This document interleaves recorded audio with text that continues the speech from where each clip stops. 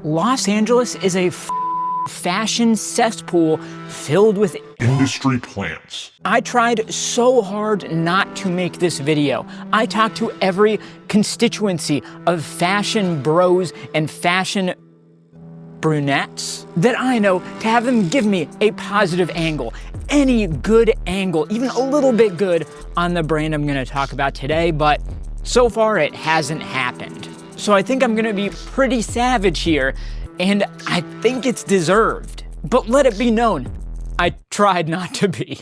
So let's get some contextual grounding here first, because obviously I am talking about one brand in this video, but I started off by talking about Los Angeles and that fashion community more broadly. Now, why would I do that? Well, because there is now an entire subset of like the luxury streetwear market that lives in this kind of space that I'll call Miami core or LA core. The two cities are kind of like really intertwined in my mind, I think because they're both just completely filled with clout chasing goblins. But listen, why do I have any opinion on this whatsoever? Well, one of the brands that I follow most heavily is the LA Paris-based fashion brand Enfant de Prime, who do like punk-influenced high-end luxury clothing. And because I follow that brand, it means that I spend a lot of time browsing these various luxury boutiques websites and their stores live in person. And there are a lot of brands that are stocked at these stores that are just completely foundationally fake. One of my biggest videos ever is about the fashion brand Satoshi Nakamoto. I'm not gonna go too deep on that, but that's a brand, it feels like astroturfing any mention of them to make it seem like other people own it who don't own it, as far as I can tell. But then there are so many others. This is not just a Satoshi Nakamoto problem, okay? It's a RRR123 problem. It's a better with age problem. It's a gallery department problem. It's a Pally Hollywood problem. It's an Astrum problem. There's so many of these brands. And I'm not gonna claim to know every little thing about these brands, you know, where they came from, what they're all about, whether the people behind it actually care or not. But the outward appearance is that there's a lot of clout chasing going on, a lot of following going on aesthetically, and a lot of weird kind of favoritism in a very specific way, like literally favors being done for each other, whether for money or for clout, status, I don't know, but a lot of these people are propping each other up in a very artificial way, at least from the outside looking in. And I feel like it speaks to an underlying problem in the Los Angeles fashion industry that so many charlatans are able to get quite big quite fast. None bigger or faster than the brand we're gonna talk about today. Like, why is it that Pally Hollywood is able to be stocked at the Webster and Patron of the New immediately upon starting just because of the connection with James Franco? Why is it that Satoshi Nakamoto is suddenly the marquee brand stocked at Market, even though there's supposedly business relationships between the two that not everybody knows about? Allegedly. I don't know, I just hear things. And why? Literally, somebody tell me why Teyana Taylor is literally wearing every single one of these inauthentic, fake as brands. She's like the Helen of Troy of poser fashion. Everyone's trying to curry her favor and give her sick new pieces to wear and look cool in exchange for just a little bit of her clout. Please, Teyana, give me that clout. So, there's the context. That's me setting the stage. That's me telling you why Los Angeles absolutely sucks when it comes to their homegrown fashion industry. But there is one specific Los Angeles brand, even more specific, a Hollywood brand that I need to talk about in this video, and that brand is called Alice Hollywood. So I would say I first started seeing this brand pop up towards the beginning of 2024, so literally less than a year ago. There were a lot of people posting their stuff, wearing it. If you looked at their followers at the time, a lot of people that I knew and respected were following them and kind of supporting them seemingly. By far, the thing that they were popping off the most for was a logo hat, a cap with these kind of like lighter embellishments around the brim. We will talk more about the aesthetics, I promise you, but first just about the brand. It was actually a little bit hard at first to know where they came from. They didn't promote specifically what the brand was, who made it, why, things like that.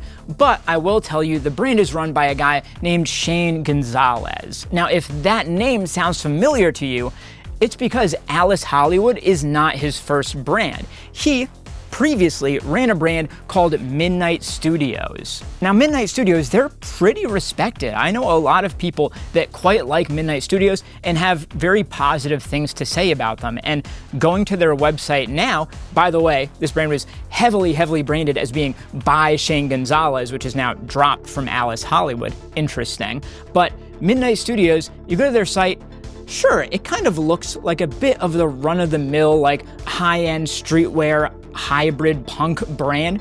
They're not the first, they certainly won't be the last, but they do get a leg up on all the other modern LA brands just by having a tailoring section of their website.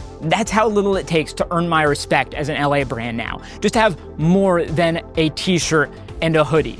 Please. Yes, that is foreshadowing. Anyway, Midnight Studios, very good brand and seemingly was going very well.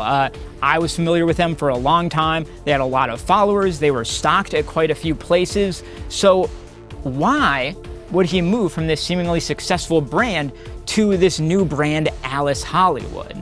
I have no idea. Let me know down below if you know, but the LA scene is so incestuous and also like backstabby. I would not be surprised at all if there were behind the scenes things like partnerships that weren't working, money splits that people weren't happy about, and Shane just decided to cut and run. That's just a complete shot in the dark guess. Let me know if you have more info. But anyway, I see this brand, Alice Hollywood, and I was like, damn, this looks cool. It's got a very dark, gothic, kind of punk-influenced aesthetic, which is completely up my alley. They use an iron cross as their main motif, something that I've worn throughout my whole life, whether it be from the brand Independent, the skate brand, as a kid, up to Enfant Riche J. Prime today. And the brand has only gotten bigger since that point. Over the past year, Alice has exploded. I would say they're at the point now of being an established modern fashion brand. But when I started looking into this, here's what blew my mind. Alice Hollywood Inc., the business that is Alice Hollywood, literally did not exist until the end of 2023. So when I first found out about them, when I was like, wow, look at this up-and-coming brand that's got a lot of hype and is doing cool things and has a lot of cool friends, they had only existed for a few months at this point. This brand is barely a year old as I talk to you right now. That has to make this one of the biggest, fastest rises that I have ever seen in the fashion industry. And that alone makes this worth talking about. And that really short time frame, along with the massive rise, immediately gets you to start thinking about the concept of industry plants. What is that? It's a term that is usually used in the music industry, honestly, more than in fashion. But generally, when people talk about industry plants, they're saying that this is a person or entity that has gotten more famous, more popular than they deserve to be based on big business interests, relationships, things like that. So is Alice an industry plant? Well, you got to keep watching the video to find out. I'm not going to tell you that right now, what I really think, but I did say I'm going to try to be positive in this video. I'm going to do my best to find every positive element I can before I eviscerate them. So, first looking at them, aesthetically, generally on point, dark, gothic, punk, metal. I'm into it. It's my vibe. I was also incredibly impressed by the price points.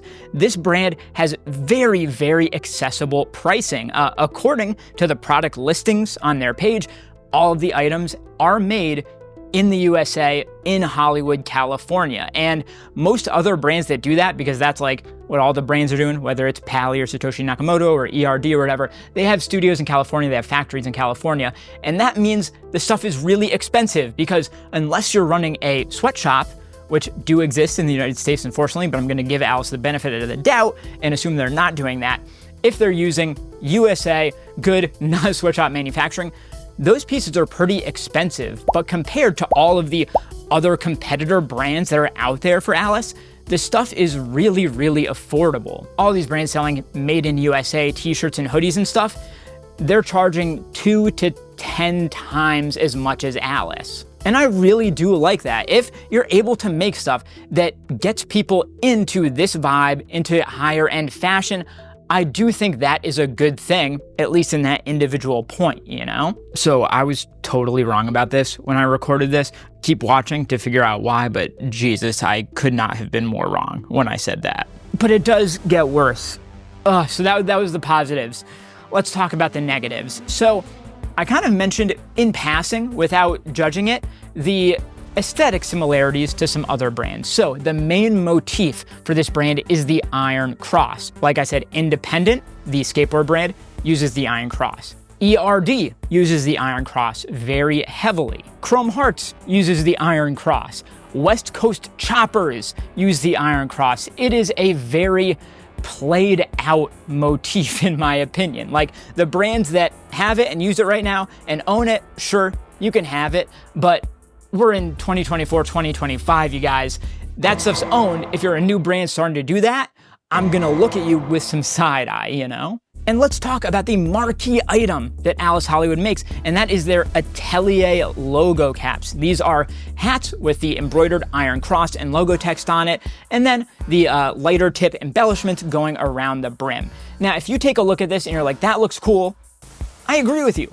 On a pure basic bottom level, if I saw somebody on the street wearing that, I'd probably be like, oh, that's probably a pretty cool guy. But let's please not deny that the metal embellished brim hats are very, very unoriginal. I have an ERD hat from like 2017, I think, that literally had pretty much identical lighter embellishments. One of Balenciaga's most popular accessories over the past few years has been their embellished and pierced brim hat. And actually, I didn't want to call it out so aggressively, but Balenciaga has actually like literally done the lighter brim hat. It's like the most unoriginal shit I've ever seen. Okay. And personally, I think one of the coolest looking aesthetically pieces that Alice has made are these giant metal Iron Cross buckle belts. They look really sick, but ERD, their claim to fame right now, the thing that they are biggest for, are their belts, and all of those very, very prominently have iron crosses on or around the buckle. And don't get me started on the West Coast Choppers stuff, because the Alice aesthetic is just lifted. It's so lifted, dude. But literally all of that, every single one of these things we've talked about so far, I could forgive at a certain level. If Shane Gonzalez were just to come out and say, yeah, listen, I want to do West Coast Choppers, ERD, Chrome Hearts type stuff, but for cheaper, yet still made in USA, getting some higher quality in there for the kids so that they can get into this vibe. Honestly, that's not a bad thing to be like a middle rung between fast fashion and ERD, let's say. I think there is a middle point that a brand could live at there that I would totally forgive. But then Black Friday happened. Alice Hollywood, this past Black Friday, they did a big blacked out drop. They made all their famous pieces, but they were really black, you guys, okay? Because it's Black Friday. So cool, dude. But I noticed on the back of one of their blackout hats was some embroidery. And that embroidery had a website URL. And that website was shopguardianangel.com. So of course, as somebody who is actively looking into the brand at this point, I'm like, what's this Guardian Angel thing? Whew, so I go to the Guardian Angel website, and this brand is Alice Light. And Alice was already like ERD Light, so we're really scraping the bottom of the barrel here. And the best I can tell is that this Guardian Angel brand is like the cheaper Vetements ripoff version of Alice. They're selling t-shirts from like $25 to $50 that they still say are made in USA. That's sus, first of all. They're selling terrible looking bomber jackets for $200, hoodies are $120, and it's really, really rough, dude. Bro, these pieces are so bad. The hats are terrible. But listen, I'm not here to dunk on a new brand. Like, this is a brand new brand. Maybe they'll do better. But as far as I can tell, this brand is made by somebody named Jeremy Gonzalez. And if they're putting the website address on the back of an Alice hat, I have to assume that Jeremy Gonzalez is related to Shane Gonzalez, and they're just making faster and faster fashion brands for cheaper and cheaper in a race to the bottom. So I think really what I'm criticizing here is that this is a brand with very industry planty vibes that is trying to build a kind of nepotistic empire through ripping off higher end brands. Everything about it rings false. But there is only so much that I can say from the safety of my chair in front of my camera here. Listen, you might be watching and saying, dude, you're looking at listings on a website. How do you know if it's any good or not? And that is really what I had to find out. So, hey, real quick, I know some of you just watch the intros and then drop off when it gets to the pickups. No, hey, you do whatever you want, but this is one where you want to keep watching because it just gets juicier the more it goes. This story is crazy. I went to the Alice site and I got a couple pieces. I got a t-shirt and I got one of those belts that I do think was pretty cool, if I say so myself. And I need to know, how are they hitting these price points while making everything in the USA? Is it true? Are they actually doing that? Has the quality suffered immensely? Are the materials terrible? What are the cuts and the fits like? Basically, is this brand as bad as it looks? So we're gonna look at these pieces. We're gonna take a deep dive into all this Alice Hollywood stuff. We're gonna try them on, see how they feel, how they fit, and we'll wrap it all up with a big old conclusion. Stick around, because this story is insane already. We have the t-shirt and we have the belt. Let's start by looking at the t-shirt. So this is a black short sleeve tee, very standard, with Hollywood hardcore across the front. I come from the hardcore punk music scene. I've played in these bands my whole life, so that just made sense to me to get. Size small, and let's see here. So if we open this up, okay, just the feel test. Bro, no, don't tell me no. That feels awful. Okay, let's hang this up. Dude, this is even worse than I expected. Oh my God, okay. So this shirt, it uses like an inside out aesthetic. Okay, you can see it's like raw seams here, whatever. These seams are inside out too, with the like widest, nastiest looking stitching. But anyway, inside out shirt, cool. You know, it's got their tag and stuff, but look at the back, okay? This is just a blank. Let's zoom in. This is a Pro Club heavyweight blank, and it is made in USA. Kind of. The fabric is made in the USA, but it is assembled in Mexico. They say made in Hollywood on their website, okay? I think that's just a lie.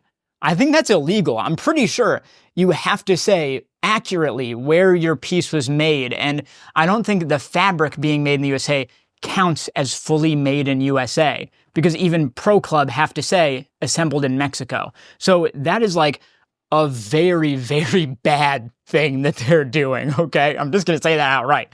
I've never seen that before from a brand. That's the shadiest thing I've seen from like a legit fashion brand. Shane Gonzalez should know what he's doing on this front. He's run a brand for years and years. That's really bad.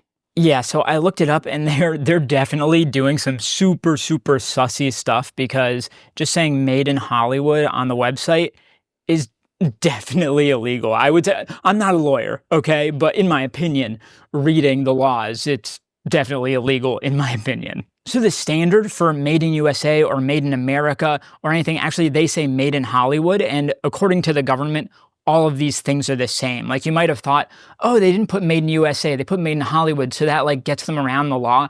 It doesn't. It all means the same thing in the eyes of the government. So in order to be made in America, all or virtually all, like less than 5%, need to be made in the US. And if the labor is being done, such as where it says assembled in Mexico, if the labor is being done outside the US, I'm pretty sure that instantly makes it not able to be called made in America unless you specify that it was assembled elsewhere, which the shirt does because it's a blank t-shirt for sake, but they don't do that on the site. And that's like not good, because people like myself make our decisions on purchasing based on stuff like this. I am more likely to buy something that says made in USA because I can assume with some degree of certainty that it was made in a country with good labor laws and good wages. So you are, in a sense, defrauding me by selling me something that does not align to my standards necessarily. And you may think I'm making way too big a deal of all of this, and maybe I am. It's like not the end of the world. I just think it's really sussy. And if there's something this on the surface that is suspicious about the brand, it makes you wonder what's happening under the surface where we can't see it. But if you think this is like just a me problem and doesn't actually matter, get that idea out of your head right away. The FTC, the Federal Trade Commission, the government agency in charge of regulating these things, are able to charge up to $50,000 per violation of this.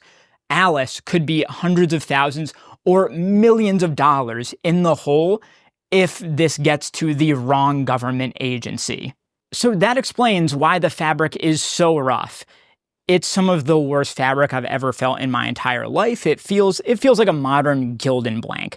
And not even like it's heavyweight, right? And some brands like to rely on that, like, oh, it's like vintage, you know, it's heavy and rough because it's vintage. This is not like the vintage type of heavyweight. This is the modern 2025 Gildan type of rough and heavy, you know? But anyway, Pro Club, I looked up the blanks. You can get them for $8 a pop. I'm guessing they're paying even less because they're probably buying them in bulk. I'm going to assume they're paying like $6 a piece per blank, and then they just need to print on it and put their tags in it and stuff. So suddenly I can easily understand how they're able to charge, you know, $50 to $100 for t-shirts. It's very easy when you're using the worst blanks you can find. It's so sad, dude, because here's the thing. I do like some of what they're doing. Like the neck tag here, they did it like inverted. Like this right here, this stringiness is what the back of a lot of, you know, brands' neck tags look like. So basically they took this and they did it mirrored and then sewed the opposite side in. I think that's a really cool and unique idea.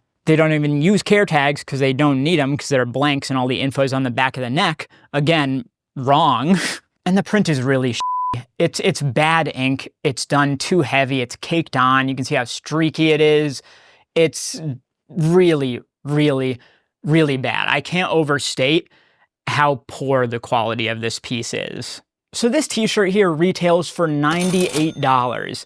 And listen, when I was just talking to you in the intro earlier, remember me saying I was surprised by how cheap that was? And I was like, how on earth do they manage to sell this stuff for so cheap when they're making it in the USA? Well, here's your answer. I am now offended because while I thought this was a very cheap t-shirt for what it was, I was like, wow, what a great deal. I'm actually offended now because it's actually a terrible deal. This t-shirt is one of the worst I've bought in years and years and years.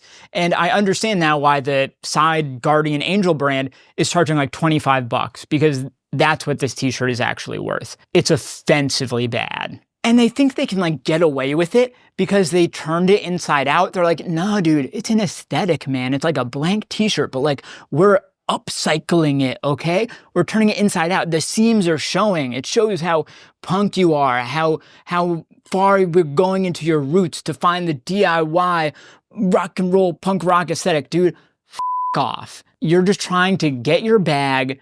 This is embarrassing. Oh, and there's a back print. Who cares? Not important, whatever. Oh, you know what? Actually, there is something to say about this. I'm still mad. So you see how this print says hardcore haute couture Alice. If you don't know what haute couture is, it's a very specific standard in Paris for stuff that's like made specifically for that person. It's like the highest end of fashion clothes making. And I don't think anybody should take the couture thing seriously when it comes to Alice. Like everybody knows they're not making every piece to measure for every customer. We all know that. But the fact that they put couture everywhere on their stuff, the fact that they call the hats the atelier caps, it gives this false air of being high end. And that's what I think they are almost certainly trying to do. They want you to think it is higher end than it is, when it is barely a step above Shein.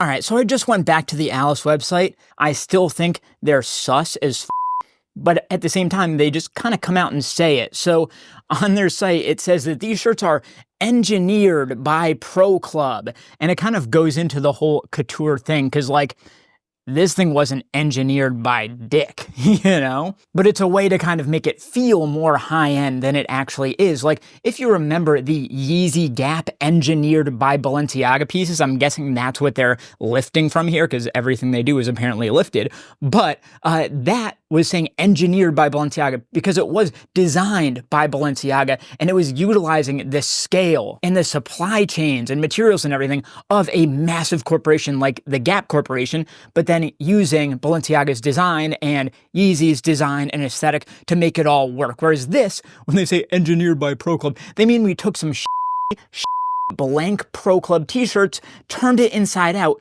and printed on it. And it really makes me wonder what all of these influencers and other designers and celebrities are doing wearing Alice Hollywood stuff, because anybody with any experience in fashion, if you have been in fashion for even a month, you will immediately know that this is a terrible, terrible product. We still need to wear it. I will still try it on. I'll put on a fit and all that stuff. Maybe it's better than I think, but to me, okay, I would not wear this piece for free. Okay, you gave it to me for free, I would not wear it. So if you're a multi-millionaire celebrity and you can wear whatever you want, why would you choose this? That is suspicious as to me. And by the way, the site still says made in Hollywood. That doesn't fly. Put the assembled in Mexico on there, because that might be fraud. Might be. Not a lawyer. Okay, look into it. Man, now I'm really scared. I was excited for this belt. I thought it was going to be like, okay, I'm going to clown on them for this kind of whatever boring t-shirt, and at least the belt will probably be cool. That t-shirt was so bad that now I'm terrified of what's in this box. So, it's got a little logo box. The box is probably more expensive than the t-shirt. You know what I mean? For what they pay for it. Anyway, let's see what we've got inside. Ah, bag too. Now the packaging is definitely more expensive than what they pay for the t-shirts. Okay, branded bag. Listen, that's something. I'll take what I can get with this, dumpster fire we've got going on here. There you go. That looks really good. I will say it is West Coast Choppers, whatever. It is ERD ripoff doing it in a belt, but it's a giant, fairly hefty, I'm guessing cast metal buckle here. And it looks really good. And then you've got this supposedly real leather, kind of like coated patent leather type thing with all these eyelets going down and around. And then you've got a metal tip right here. But let's get the obvious out of the way. ERD are famous for their belts, right? Well, I don't have any on hand, but I do have a dog collar, which thankfully utilizes like the same aesthetics they have on all their belts. So there's ERD's Iron Cross. They put it very, very prominently, but there's also a lot more like delicate detailing going on with the rose buckle here, and then all of this studding here. And they use like a very natural leather. Like you can really see the texture of the grain coming through at the back there. But they've coated this so heavily that it's actually really hard to tell how high grade or low grade the leather is. But it is a $120 belt, and I would say that's pretty impressive for the work they've gone into here, but I will say the leather is much, much lighter than what ERD uses. But again, the ERD one costs literally 10 times more. But then you've also got this branded metal tip that ERD does, which they have really just done piece for piece here, just not branded at all. And you can also tell the style of metal. Like I'm pretty sure ERD uses nickel, if I remember correctly,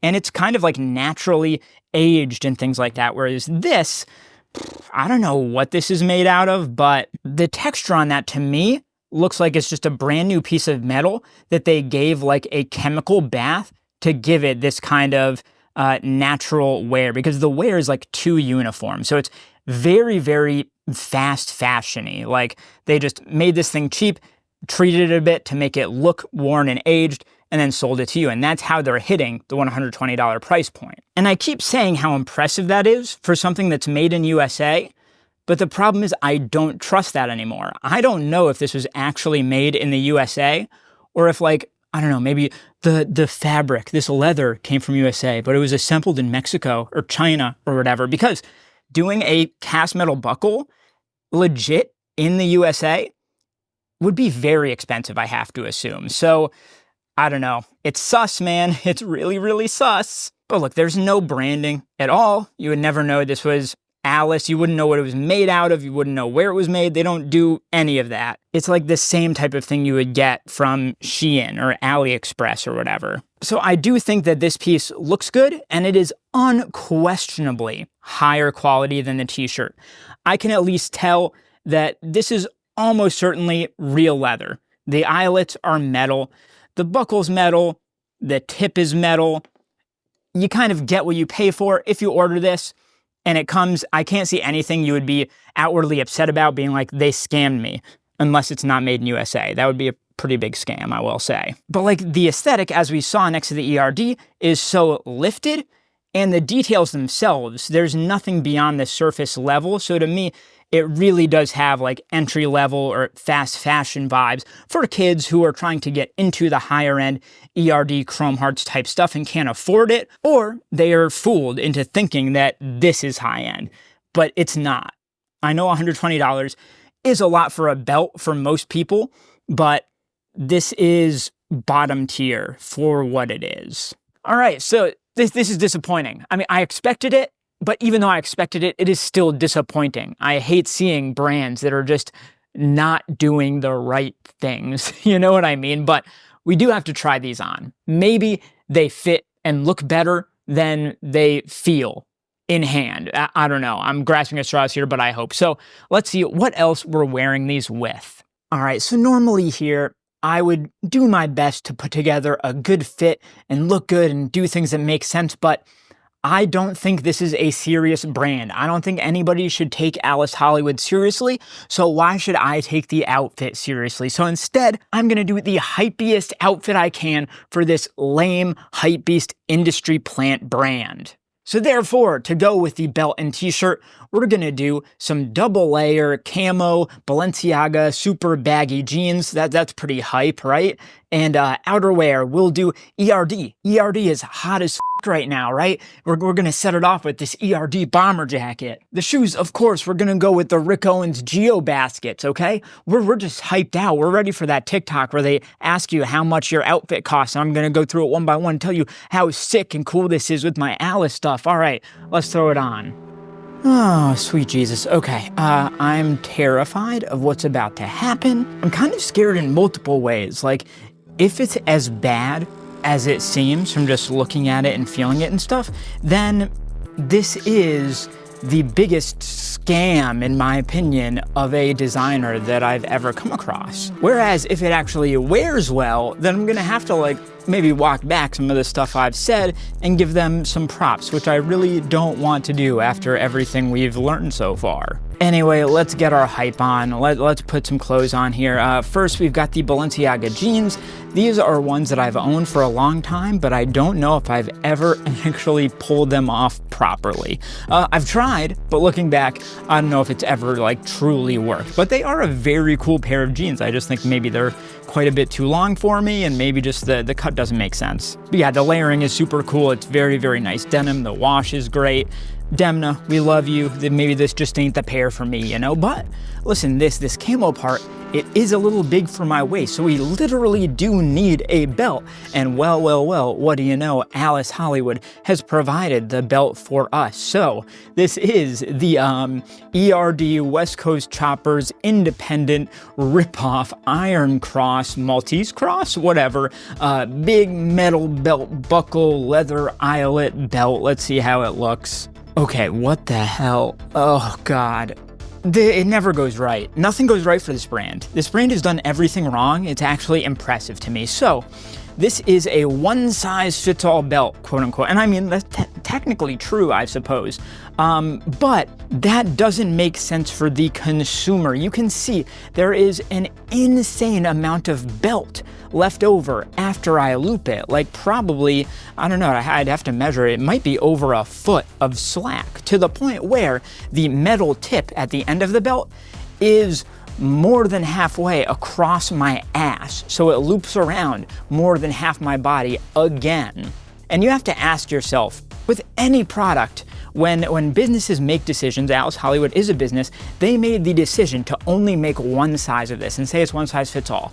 And when you're confronted with a decision like this, you have to ask, is this good for the business Is it good for the consumer?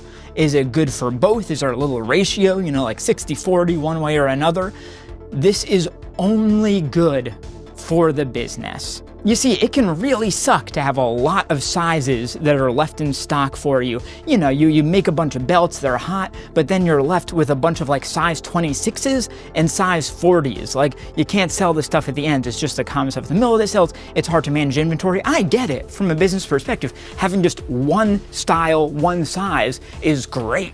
But when you do it one size, that means you are losing out on customers. Me, in most pieces, I wear a size 30. It is on the smaller side, but that's a very standard size for a men's piece of clothing. This belt, I feel like, was made to fit well for somebody that's more like a size 38, which I would say is much larger than average. I think the average is like a 34. So the belt is just way too big, to the degree where, again, it just shows a lack of care to me.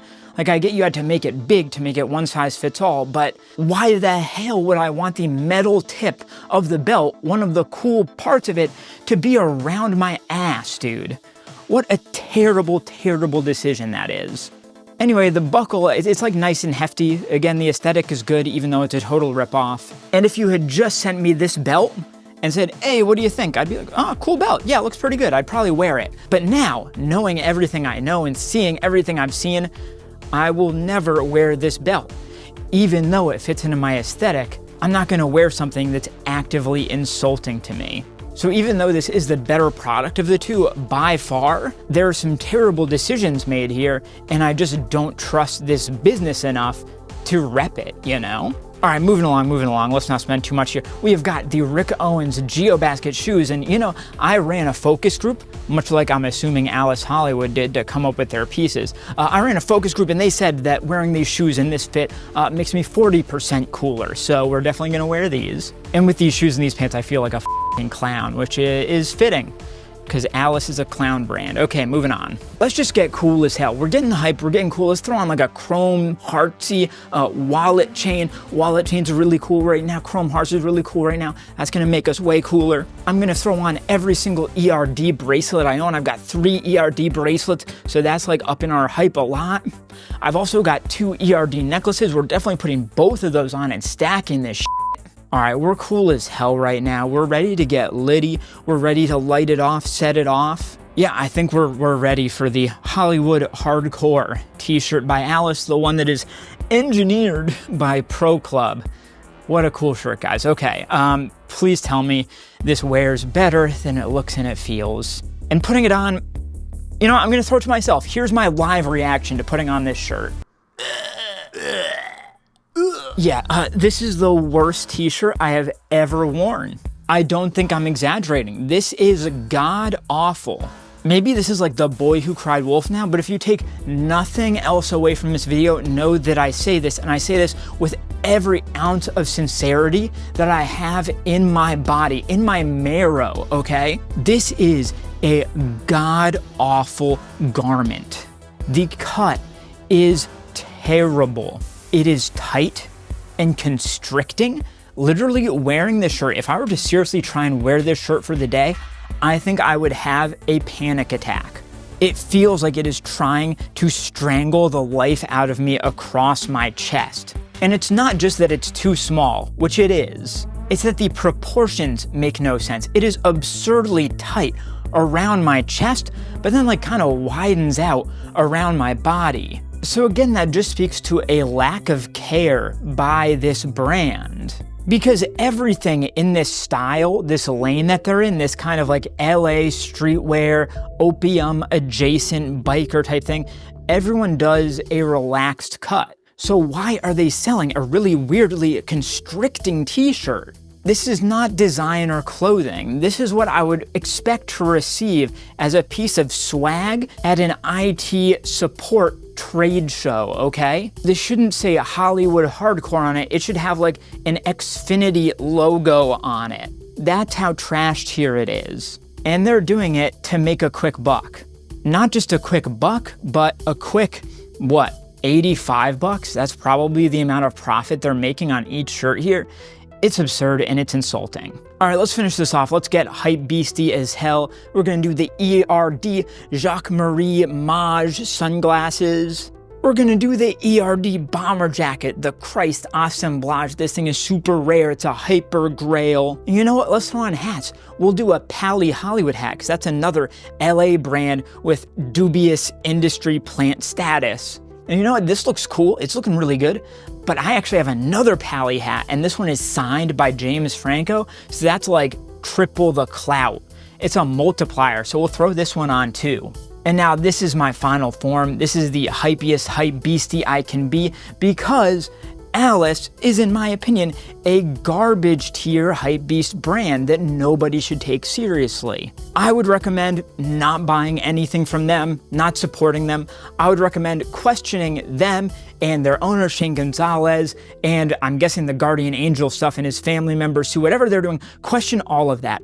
Question the celebrities, influencers, other designers, other people in this scene that are supporting this. Because again, anybody who gets this in hand will recognize immediately that it is trash. So if they are repping it, ask yourself why they are doing that. Hold the people in this scene accountable to promote things to you that are actually worthwhile products in any way, shape, or form. This entire video has been a piece of opinion. I can't speak to their business practices at all, but I will say, as my opinion, Alice is no better than AliExpress, Temu, Shein, H&M, anybody. Let's Molotov this hype cycle as quickly as humanly possible. All right, that's the video. Thank you so much for watching. I know this was a spicy one, so let me know down below what you think about this whole Alice Hollywood guardian angel thing. Is it original? Is it acceptable because of the lower price points? Is it a complete ripoff and lifted aesthetically? I don't know. Let me know down below. I'm so excited to hear your thoughts. Watch the other video on screen here. Subscribe, like, comment, do these engagement-y things that help me in the YouTube algorithm. Subscribe to the Patreon. I'll see you next time.